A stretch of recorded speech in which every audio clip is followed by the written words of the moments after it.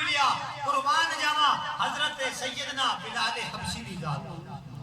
اللہ تبارک و تعالیٰ دے پاک محبوب دے نال پیار کیتا اتباع کیتی ساری زندگی اتباع کیتی میرے لاجپال نبی آمینہ دے لال مدینے دے تاجدار جدوں معراج تے گئے تے واپس آئے تو فرمایا کہ اے بلال میں تے جنت دے اندر پورا تقسیم کرتا رہیا جدوں تقسیم دی باری آئی ہے کسے میں کیا کہ اے بلال جنت میں اپنا ابو بکر دیتا کسی نے کیا میں تین عمر دیتا کسی نے کیا عثمان دیتا کہ جدوں سارے دے آخر تے میں تقسیم کر چکایا تے آخر دے اتے حوراں دی سردار بچی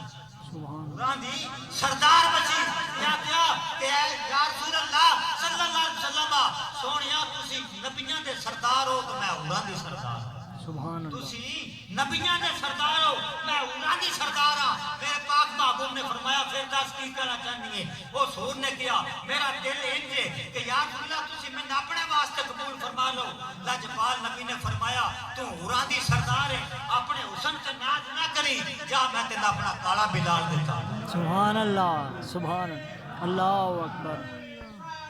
یا رسول اللہ آگ جاریا زندہ باز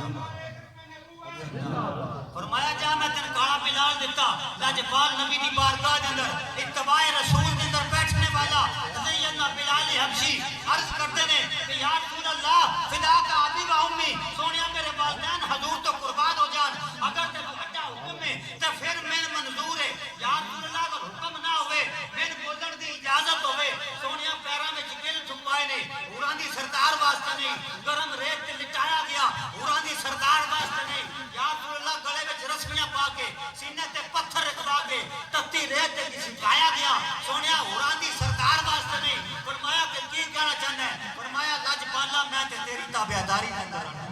سبحان اللہ میں تے تیری تابعداری دے اندر رہنا چاہنا میرے لاجپال نبی نے فرمایا اے حوراں دی سردار اس گل تے مان نہ کری میں تے اپنے جے بلال کو پوچھا بھی نہیں تین قبول بھی کرے یا نہ سبحان اللہ جدوں فتح بھی ہونی اتباع رسول کیتی جاندی ہے اللہ تبارک و تعالیٰ پھر اس کو انعام عطا فرماتا ہے فتح مکہ دا موقع آیا میرے لاجپال نبی 1 لاکھ تے کم و بیش 24,000 صحابہ نال نے نماز دا وقت ہویا میرے لاجپال نبی نے فرمایا اے بلال نماز دا وقت نہیں ہو گیا یا رسول اللہ ہو چکا ہے فرمایا پھر اذان پڑھ یا رسول اللہ مدینے سا کہ اس فلان جگہ تے اذان پڑھدا سا یا رسول اللہ کتھے کھڑا ہو کے نماز ادا کراں میرے لاجپال نبی نے فرمایا آج میرا دل لیجے کہ لوگاں دس دیواں کہ فتح بھی ہونی جنہاں نے اتباع رسول کیتی ہے رب نے دا مقام بھی رکھ دیتا ہے فرمایا آج خانے کعبے دی چھت تے کھڑو کے نماز